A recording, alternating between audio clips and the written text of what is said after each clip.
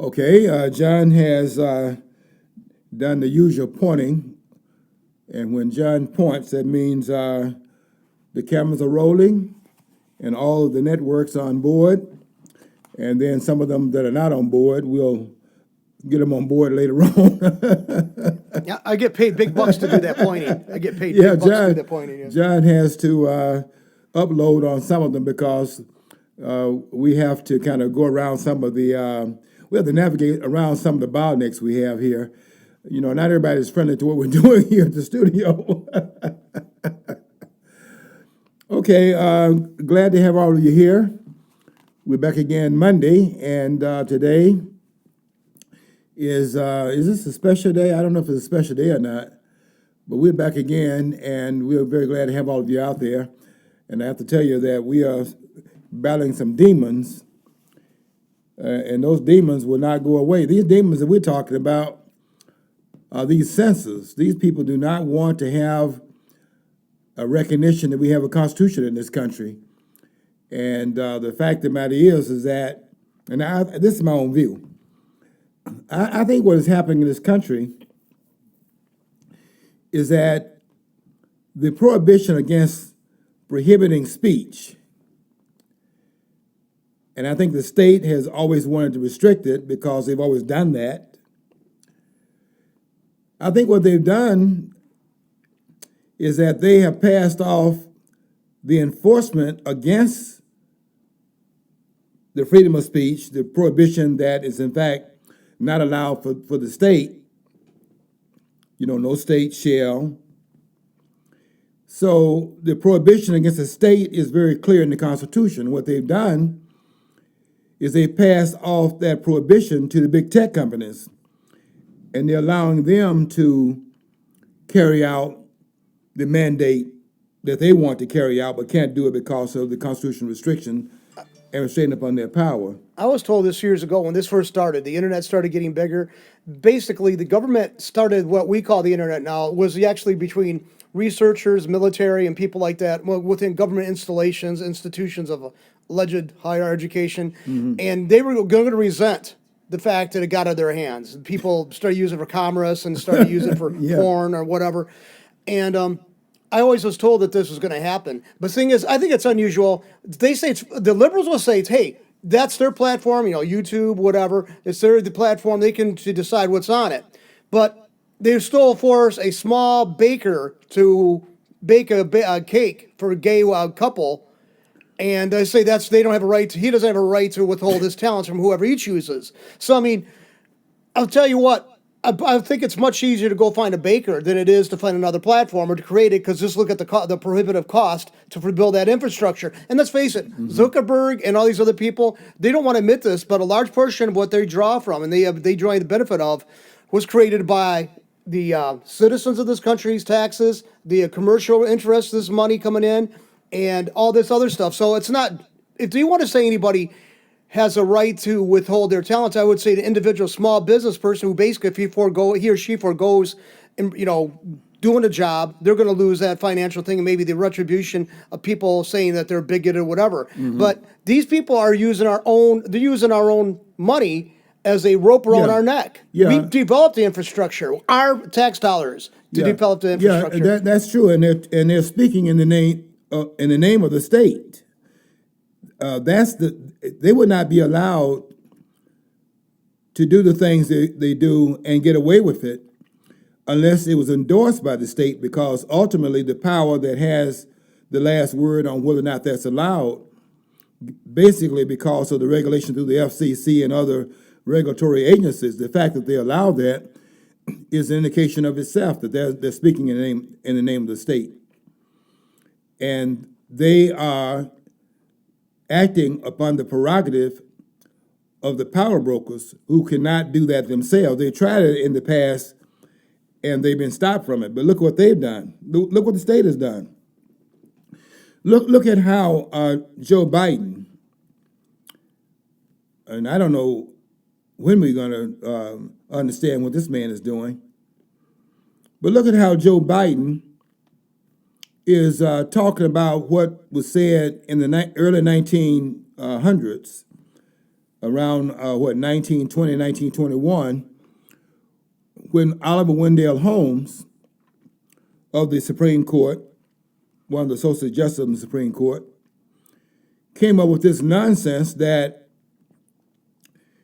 you can limit the First Amendment, which speaks in terms of shall not be, that's the language of the Constitution, shall not, which commands the government to act a certain way. He makes this astounding claim. It's an astounding claim that was made by Oliver Wendell Holmes. It can restrict speech when the government is commanded not to restrict it, can restrict it because you can't holler fire in a crowded theater. I guess if the theater's not crowded, you can do all the hollering you want. if the theater's not crowded, you can do all the hollering you want. But if it's crowded, you can't do it.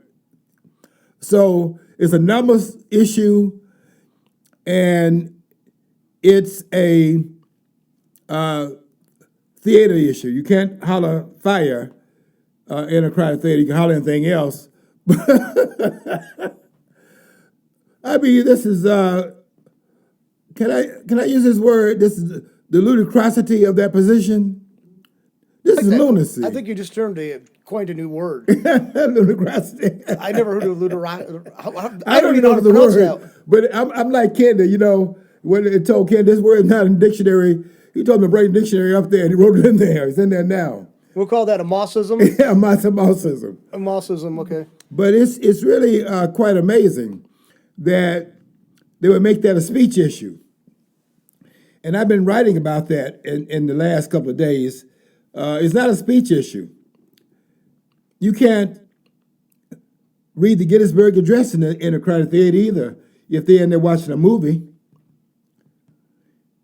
And the reason why that's true is because if I paid my mortgage, that's what it costs to take your family to a movie house. You got to pay for your children. I don't have any children, but I'm saying you have to pay for the family. You have to pay for any cousins you took in there, any family members, anybody in the community, anybody you picked up on the way to the theater. By the time you get in there and pay for the movie tickets and then buy the popcorn, it's a mortgage note for that month. That's how much it takes to enjoy the movie. And because I go on the most free day, which is Tuesday, where you can double up on the popcorn. But when you pay for the ticket, pay for the popcorn, and pay for all that other stuff you pay for, which is you're paying for the people behind the counter, and you're paying for the person who made the film, you're paying for the lights, and by the time all that gets paid for in your ticket, you've actually entered into a contract. And if that movie is not on at those agreed upon times, I'm going back to the counter and demand my money. I signed a contract for the movie to start at that particular point in time. If you notice it, they started at that time. Why did they do that? Because of a contract. And if anybody stands up in that theater and start hollering, not just about fire, holler about anything, that's a violation of that contract. It's not a speech issue. It's a contract issue. Well, I know that. I never took that take on it, but I mean, you made a very valid point there. I mean, it's basically now between the consumer, the establishment, the theater, and the rest of the patrons there. That makes good sense. Besides, you'd still have the desired effect of silencing that person who's being an idiot in that instance. But they got to silence them. John, go and I ask people on my Facebook post. Well, go in the theater and just watch what they tell you to do right before the main feature. The lights are up somewhat, right? Because you're acclimating your eyesight to the theater being darkened, but it doesn't get completely dark until the main film comes on. That's a signal that's coming on. But before that happens, they tell you silence your phone, and also, they don't say it in Maxine Waters' tone. Who would talk in that tone in a civil environment. This woman talking about shut up and telling a colleague to shut up in the Congress of the United States. Well, she wants to be respected so much, but she doesn't realize from what her actions have always been like. And I've watched this woman for years now. She's terrible. She thinks she deserves like this adoration and this adulation because she's a black woman in position of authority. She hasn't got over herself yet. Everybody else, okay, you're Maxine Waters, just as your title. Fine. Now you are in that role. You're going to have to take the criticism. That's a lot of women in politics. Like right now, if you criticize Whitmer, Gretchen Whitmer, they're called misogynist. That's right off the bat. Yeah. So because they're automatically females, I'm gonna criticize her. they're imbued with certain wisdom and certain insights that we just got to shut up in awe of. Well, that's ridiculous. Yeah. They put themselves in positions of authority. They got in those positions. They have to take criticism. It's a knockabout, drag out world of politics. If they can't handle it, they shouldn't get out of it. Go into it. Yeah, Holmes made a surgical mistake in terms of doing a surgical incision on the language in the Constitution. That language there, and I've said this a number of times on this program, nobody else has said it, I'm saying it. The word shall, S-H-A-L-L, is found in every one of the founding articles, every one of the founding sections, in every one of the founding clauses of the Constitution except Article 1, Section 2, Clause 5.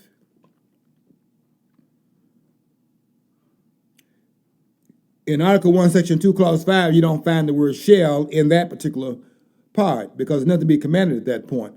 But in every other part of the Constitution, in the 7 articles, the word shall is found there in every one of the particulars. And in the amendments, by the way, the ones you call the Bill of Rights, but not just the first 10 amendments, which are really misnamed the Bill of Rights because rights don't come from the government, and that's one thing the founders were very clear about.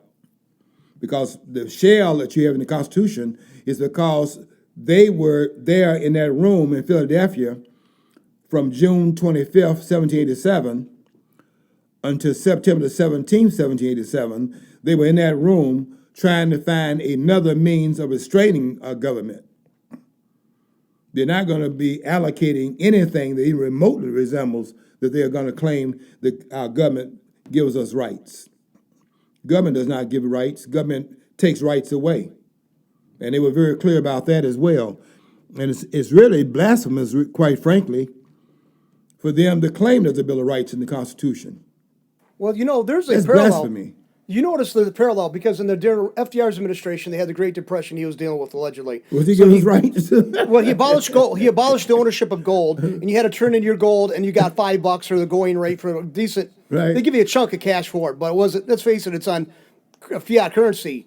So anyway, look what now Biden wants to get away with. He does the same thing. See, in some ways, he wants to stack the court. With his people, just like FDR. And well, guess what? There is no great the crisis of what's going on with the health and everything in this country is not catastrophic enough to claim that much power. It really isn't. And that's what he's doing. He's trying to say, I can't get my agenda done. I'm going to have to pack the courts with my people so I can get my agenda met. I mean, it's not even that critical of an issue. It's whatever could be done has already been done. In my opinion. I'm amazed that we fall. I'm amazed we fall for this. It's amazing to me that the stuff that they tell us. We fall for all this stuff the government tells us as if these people have ever been known for telling us the truth. I don't know of a time period in American history, quite frankly, or for that matter, going back into the ancient history that I'm pretty familiar with, if I must say so myself. I'm amazed that we can accept anything that government tells us. When have they ever in history told us the truth? Governments don't tell the people the truth. If they told the truth, they would be out of business. And so what government does on a, let me see if I can get the amount of time, on a 24/7 basis, they lie. They lie, they lie. That's what they do. And if they tell us the truth, they're finished. So look at local people. Okay, on a local level, you and I might possibly deal with every day. The cops have already been told by the Supreme Court. We've been told by the Supreme Court the cops are allowed to lie to us when they are questioning us. But if they're allowed to do that for the carry out investigation. But if we lie during that investigation, we are considered perjurous. Yeah. So I mean, right there, they're admitting the hands are the basic. I tell people this all the time. You go to court. That if you go to court for a criminal matter, especially that judge on that bench, that cop that helped bring you there for like maybe a warrant or whatever, all these people are being paid by our tax dollars. They're on the same team. Even if your defense attorney, if it's the one appointed by the court, he or she is not going to make your case their career-defining moment, okay? They're going to have to deal with these people down the road, right? You know, the best thing to do is probably bring somebody from the outside, so there's a less likelihood of that. But let's face it, you are at a serious disadvantage. That's their team. Even if they have different roles, they are on the same page. There's a camaraderie. They know each other. They party together. They swap wives, probably. They're probably pretty disgusting people. So you are at a They are disadvantage. disgusting people. There's no doubt about They that. are very disgusting. They are very disgusting people. They're willing power for the sake of willing power. They're not willing the power in order to, in fact, do the greatest good for the greatest number. That is not what they're about. And when they start talking about limiting speech, they want to limit speech because if we're able to have speech, we're able to use speech in order to, in fact, expand the conversation, understanding of how power is being wielded in this country, and they want to shut that down. They don't want people sharing their understanding of how they operate. And I have to tell you something. They never operate in the interest of the people of this country. You can forget that. That's not what they do. And so we see Oliver Wendell Holmes coming out of the woodwork, limiting speech under the umbrella made up out of whole cloth, that they can do so because you can't yell fire in a theater, and he makes that a speech issue as opposed to what it really is a contract issue. You don't have to write a contract.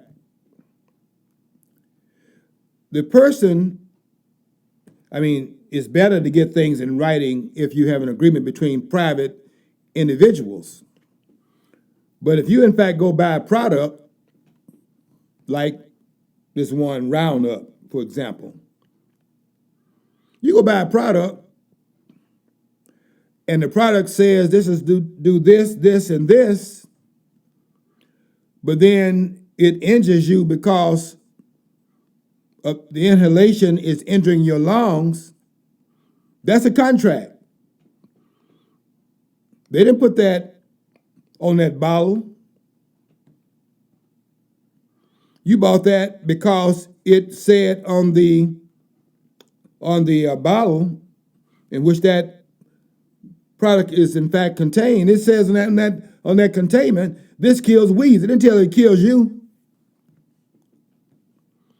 Although they were aware of the injurious nature of what's in that bottle to human beings. And that's why they got this billions and billions of dollars of settlement, because it's a violation of the contract. It wasn't written except when they said in writing that it does this. It didn't say what else it did. It kills people too. But they didn't say that.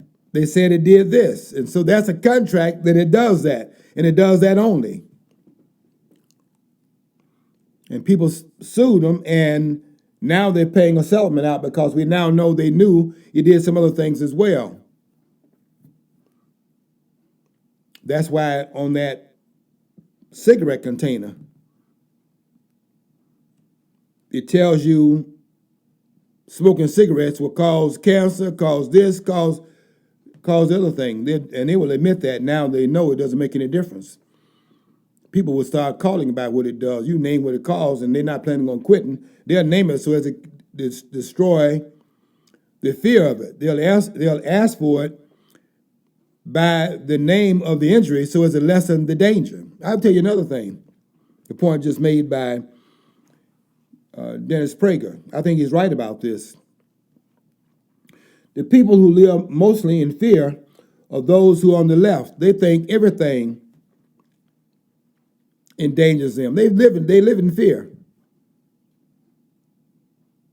If a conservative comes in their space and start to speak, it's like, oh, that's horrible. Get him out of here. He's going to kill us. We need a safe space. You invite a conservative to the college campus today, and they're going to start throwing at him. They feel they're being endangered. The climate that's going to kill them. Climate change. And the climate change every day. And they got this fear that the climate, by changing, is carrying with it the change. The change that the climate is bringing is always changes every minute. But the climate changing is causing death. So we got to stop the climate from changing.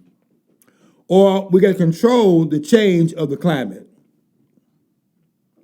which is what Bill Gates is trying to do. And some of the others, all of them are insane. The insanity is found on the left. I'll be writing about this tomorrow in my post on Facebook. Almost all the crazy in the country is on the left. Almost all of it. They are the custodians of it, quite frankly. And they're not going to like what I'm saying tomorrow on that post, because I'm going to be talking about the insanity in this country among blacks, which has got to be understood. And I'll be writing about this tomorrow, and I'll be doing it unequivocally and without apology.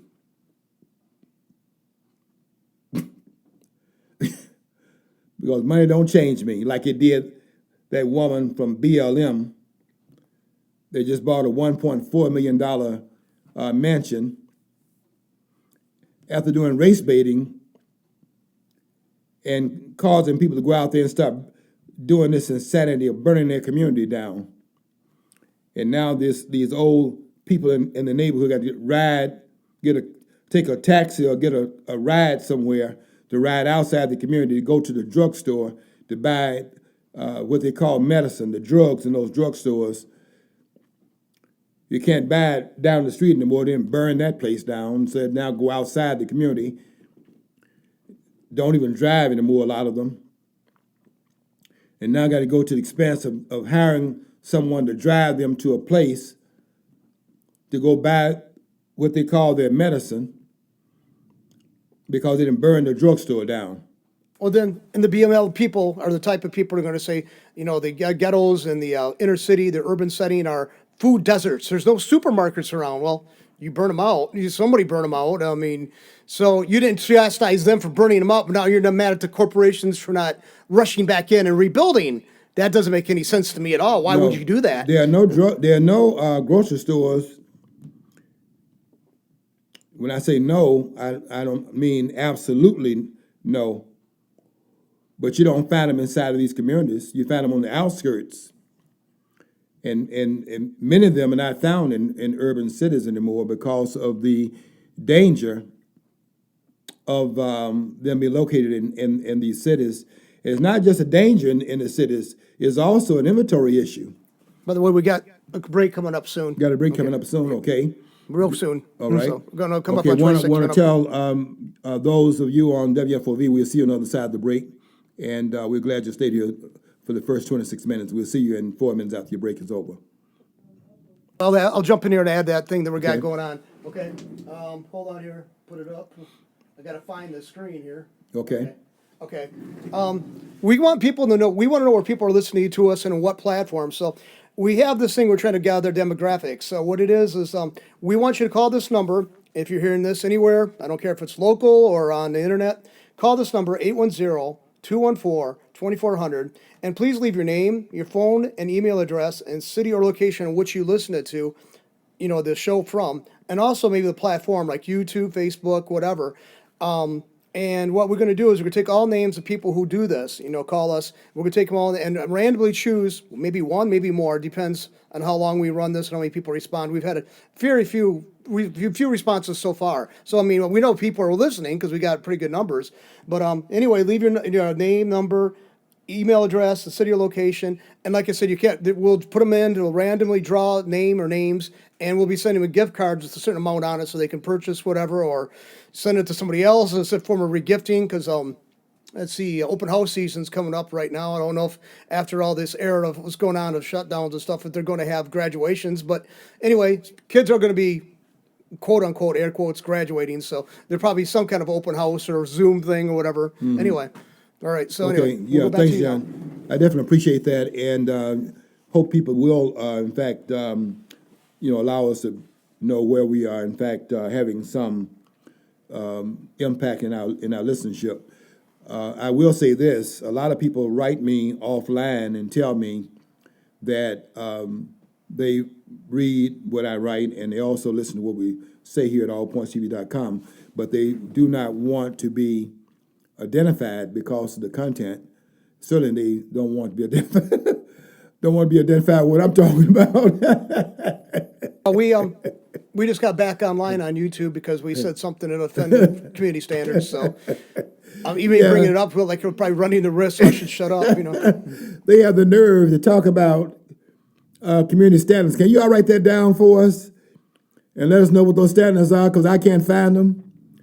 Community. I remember when I first started doing YouTube stuff, we had guys come in here talking about there's YouTube video out. They removed it now, but it got millions and millions of views. It was two women that were engaging in sexual practice amongst themselves and also defecating into paper cups. But they let that on there, and they got millions of views. But we violate community standards by talking what we talk about. Yeah. Put your mind around that, folks. Wow, that's hard. That's hard for me to wrap my mind around. That's incredible. Remember that? It was like, I'll have to talk to you. I don't want to go. It was disgusting. I don't put anything past them, but I know that they are not about a community of ideas. They're frightened by having the other side. They don't want to debate the other side. What they want to do is shut it down. That's how the left thinks. They want to crush the other side. They don't want to have a discussion that because they cannot, they don't have confidence they can defend their positions. So they don't want to hear the other side, and you don't hear them you don't see them involved in debate. I don't watch them that often on CNN, but when I do, because I'm going to the other station beyond where CNN's located, I see them shouting at any of the guests that don't agree with them, because they're not comfortable with an opposing point of view. So I'm not for crushing speech, but they are, and that's what they're doing. This idea that I hear Biden talking about, he's quoting Oliver Wendell Holmes, and I hear him talking about. He mentioned the same words. The man didn't have any ideas of his own. And thank you for coming back. Those of you, when I told you you're back from your break at WFOV 92.1, and we're very glad you came back. I hear Biden talking about it all the time. He's saying, well, you can't holler fire in a theater. That's not a speech issue. You can't do that because the people have contracted. They're just going up to the ticket window and buy a ticket and sign their name to it, although they're doing that now in some of the restaurants. I went to a restaurant where they have you signing in now that you visit the restaurant. They want you to sign in your name at a restaurant.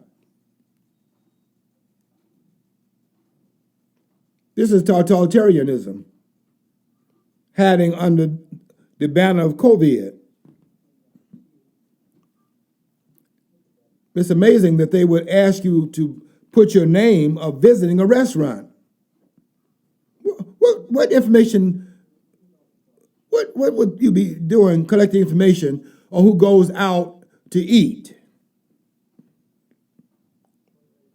What kind of insanity would that be? That I have to tell the government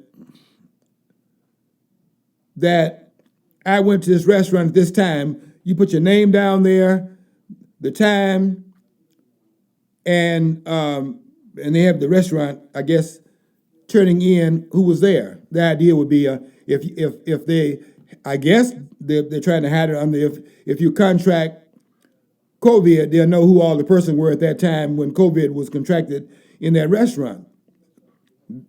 I don't believe that would be the reason for it, but that certainly could be a hiding place for government tracking where people go.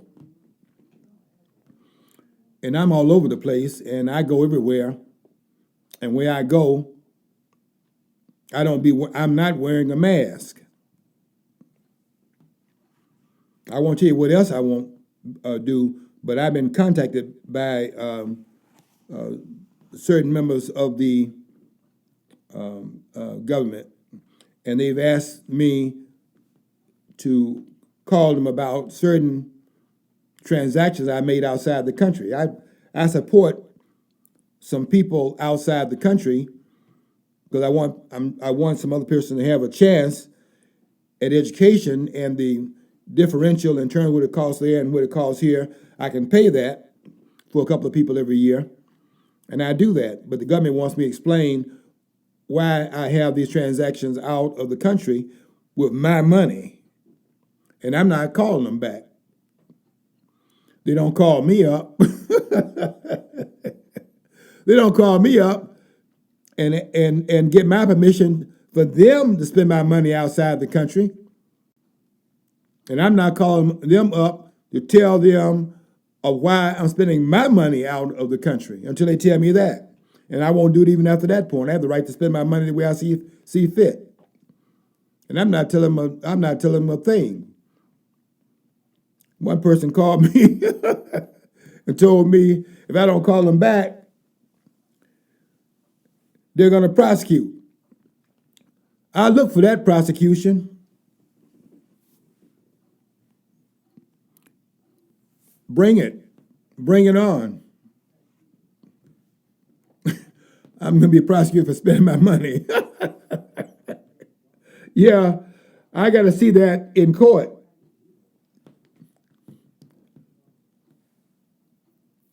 Money won't change me, but time will take me on.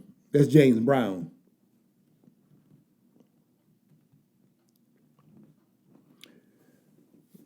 We have the right in this country to freedom of speech, and that's not given to us by the government. It's given to us by our birth. It's a natural right to speak. And nobody can, in fact, endow you to speak and do it legitimately under the color of law in this country, because it is clear that the First Amendment, it doesn't give you the right to, it does not give you the freedom of speech. Read it very carefully. I brought it to the studio, but read it very carefully. What the First Amendment does is that it prohibits the government from taking that right. It doesn't bestow the right. It precludes government from interfering with the right. And that's what everybody's missing when they talk about there being a Bill of Rights. There's no Bill of Rights in the Constitution. And I'm sorry if people like Jonathan Turley and Alan Dershowitz and all these other TV personalities are up here saying these things. Because what they're saying is not true.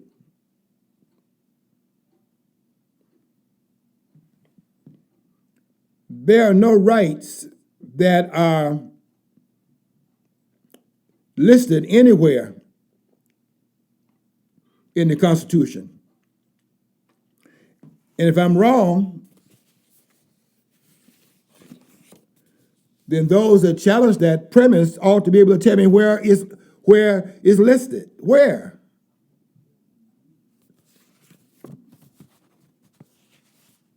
Freedom of speech is not listed in the Constitution. The prohibition against it being taken from us is listed in the Constitution. The right to bear arms is restrained from being taken from us in the Constitution. Yet they are doing everything they can to take it. Why? Because they want to take those rights from us, and they cannot do it if we're armed. That's why. And that's why every time there's a shooting, they make a federal case out of it. I don't mean they go in there they do a lot of hollering around it. They don't do any hollering around it when they shoot. But if an officer shoots and the officer is not shooting in their behalf, then they make a federal case out of it. They don't make a federal case out of the one that shot that woman going through that window. That was not a capital offense. That woman was executed. And she was executed because they were in the building, and they have not made a federal case out of it, have they? Because they're in that building. Well, if it weren't for, I just posted this today, if it weren't for double standards, Democrats wouldn't have no standards at all. So, John, that's right.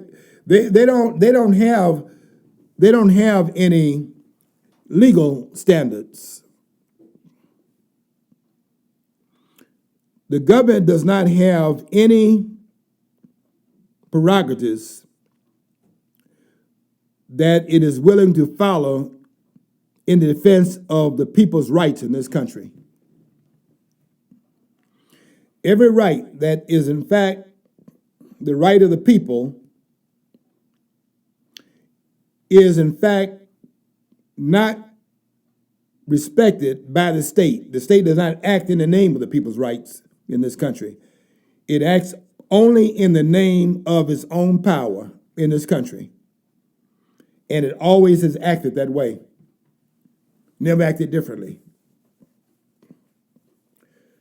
I'm doing a series on this on Facebook. And everything I'm writing on Facebook, some people are now coming on Facebook. I had a person on Facebook today for the first time, really for the second time today. Yesterday was the first time.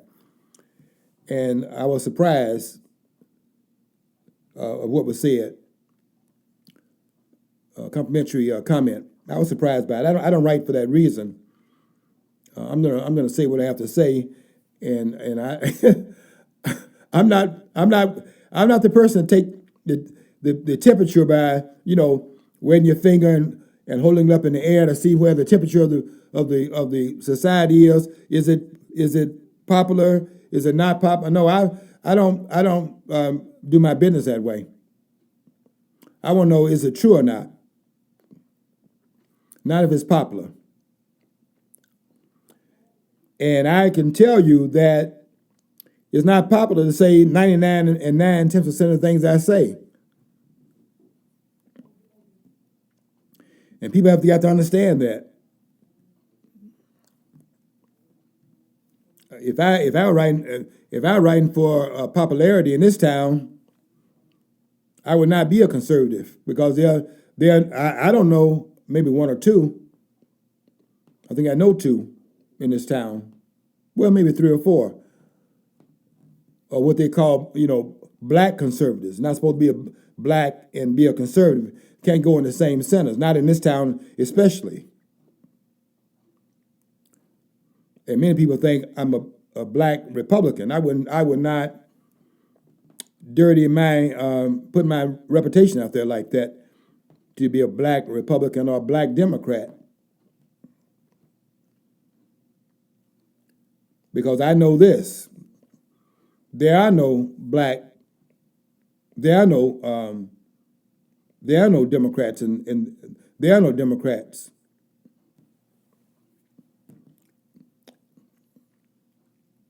And none were intended.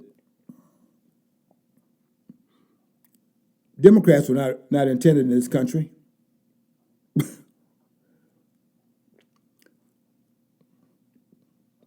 Show me where you have it in this version of, not this version. Well, in this is a person that put this out because he's campaigning in the I won't tell you what district it is, but it's one of the districts in Lansing. But he put this out. I got a copy of it. But he was campaigning, so you have the Constitution. His name's on the front of it. On this. So there's a version of it, but it's not a version of the Constitution. It's a version of its housing. It's housed in this. This version of it is housed in this book. But it's the same Constitution. Show me where there's any itemization of any of the rights in this document. And show me where there is the word Democrat in either the Declaration of Independence, written mainly by the great philosopher Thomas Jefferson, who died the same day, by the way, July the 4th, 1826, as is Cohart in the writing of the Declaration of Independence. John Adams, who died also on that same date, July the 4th, 1826. Show me where in the Declaration of Independence and in the Constitution, show me a single time where the word Democrat is written in either one of those documents. Show me. Don't even try it, because it's not there. They never intended what these people are claiming. I hear them saying all the time, we want to protect our democracy. You know something? I never hear these scholars challenging them on that. I never hear it. I got blistered when I posted that too. It's not a democracy, it's a republic. It's the same thing, all these little lispy, No, it's not. It's not. I mean, democracy means mob rule. Let's face it. It does. Even in countries which they had democratic ideas, where we got them from, when they went to the mob rule, things went really, really bad. Okay, so I mean, that's what you got to look. That's the reason why the founders looked at the entire tableau of history and saw what worked That's and what what they didn't. did, John. You're exactly right, and you understand that. A lot of people don't. You know why? Because they listen to people like Jonathan Turley and Alan Dershowitz and this other guy that's worse than they are, Lawrence Tribe. This man, wow. Lawrence Tribe is insane. 2 years ago, this just shows you what the press has done. Back during the time of FDR, I'm calling the names out. there's enough people back then to resist the court stacking plan they had back during FDR's administration. But now it's come back, and it's basically you hear crickets because people are not educated enough to know this is a serious bad. Okay, yes, we know the number of the Supreme Court justices is not set in the document, but why keep we could see it's patently clear why they're doing this for. Yeah. So that should be decried right there. And then I guess there are a few Democrats who are actually saying it is a power grab and they're not going along with it, but very few. They're all, the rest are yeah. They don't. I have not heard a scholar yet on television. I don't think I've heard one. Could have been diverted from the time that it was said. I don't think I was. Because I listen when they come on. I listen very carefully when a scholar comes on TV. I like to hear their point of view, because the only view I really respect is the studied point of view. I mean, everybody can have a point of view. You have a right to a point of view. Moynihan was right. You have the right to your own opinion, but you don't have the right to your own set of facts. So when they come on TV, I like to listen to them because I want to hear what they have to say. They have a studied point of view. They're scholars. Doesn't mean they're right, but they have a studied point of view. But when they start talking about things like a Bill of Rights, we part company. Or they say things like if they say that they don't want to hurt our democracy, I object. Because I know the word democracy is left out of both documents deliberately by the framers. They were not in that room for nothing. They were in that room figuring this stuff out. Why didn't they mention the word democracy? Well, years ago, in the training manual for the U.S. Army, there was a distinction they drew between a democracy and a republic. And it was very succinct when they put, but it said a democracy could degenerate to mob rule. The rule of law and the enshrinement of individual rights is what it was intended. And guess what? If you defend the individual's rights as a person, a large portion of the civil rights push would not be needed. That's what you cannot get people to see that. When you get people screaming at you about group rights, then you're saying, but if at the cost of individual rights, you're undoing your own argument. Yeah, there are no group rights. You see, that's another thing we have to get straight. We have got to understand if we're gonna save this republic, not democracy, to save this republic, if we're gonna save it, we got to understand what we have. The framers never mentioned democracy.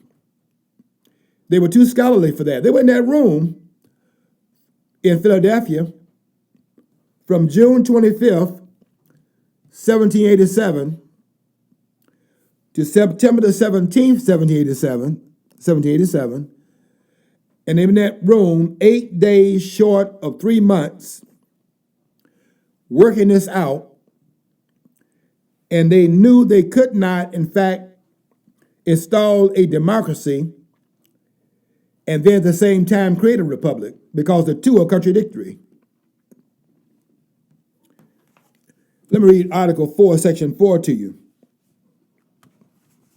and see if you see the word democracy in there. Here's Article 4, Section 4. The United States, that's the federal government, shall guarantee to every state in this union a republican form of government and shall protect each of them, now 50, not 52, Obama. This man graduated from Harvard. Who gave him that degree? The man didn't even know how many states there were. And shall protect each of them, all 50 states, if they don't add some more to it. These people are so crazy they think they can add the District of Columbia as a state. This is how crazy they are. They don't even understand the Constitution. You can't add the District of Columbia as a state.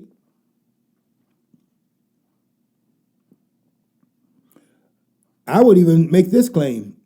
I don't think anybody go along with me on this one. You can't even amend the Constitution to then make the District of Columbia a state.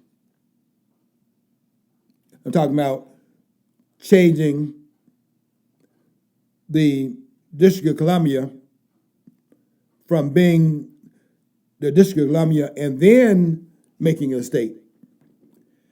Because to do that then would change the fact that the District of Columbia is a satellite, isn't it? the satellite around which all of the states revolve. Isn't that true? That's why it's there as a district of Columbia, not as a state, not intended to be a state, but the central or the central orbiter around which the satellites, the states, would revolve around the District of Columbia, which the states created, by the way, for that purpose. And you can't come behind the framers and undo that which they did through amendments, because you cannot amend the document where it goes out of existence. I'm saying it, I don't care what they say, because I'm right and they're wrong. See, I have the same degrees they have, and I don't take a back seat to them. I don't take their notes. I did that to get the degrees, but I'll tell you this, I didn't believe half of what they were talking about because I knew better. But I learned to pass the test. I have to tell you something. I don't know. See, when I did it one time myself in undergrad school. I went in there and took a test for somebody else.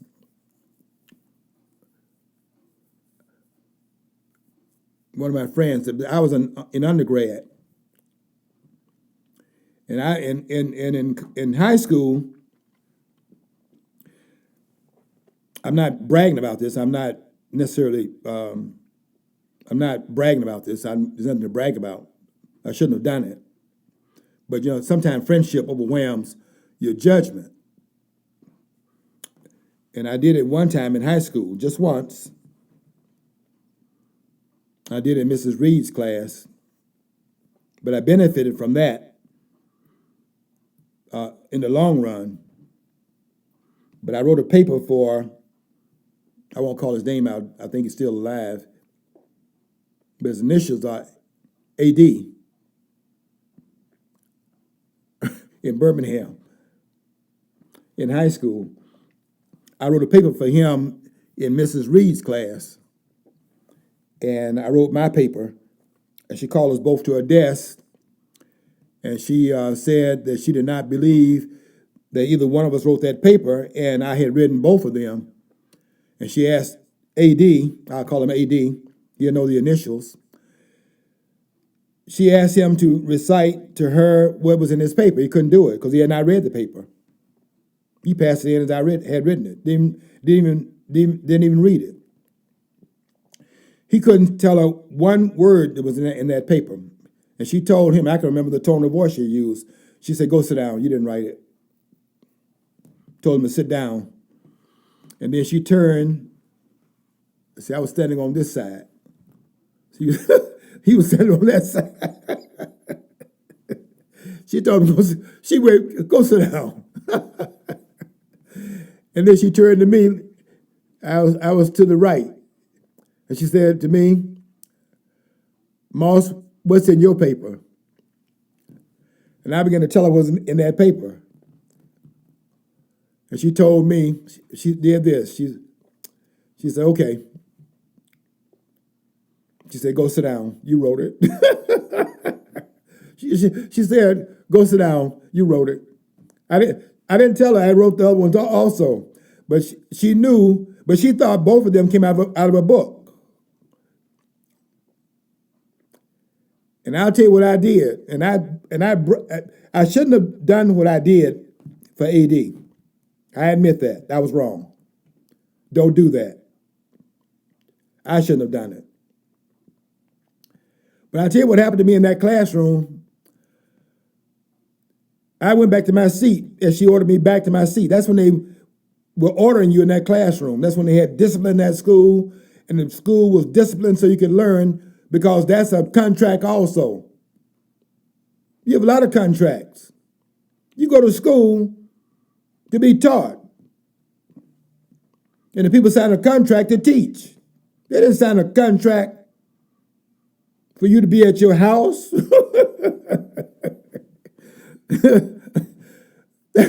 That's not the contract. The contract is the classroom. I tell you what I did in that classroom that day. When she told me to go back to my seat, I can remember distinctly, because I looked at the clock. It was about 15 minutes left in that classroom that hour. And I went back to my seat for those last 15 minutes, and I sat in that seat for 15 minutes. I was in awe of myself, because I could not believe that that teacher, as good as she was, and she was one of the best teachers I had, because she believed in what I believed in when I taught, accountability.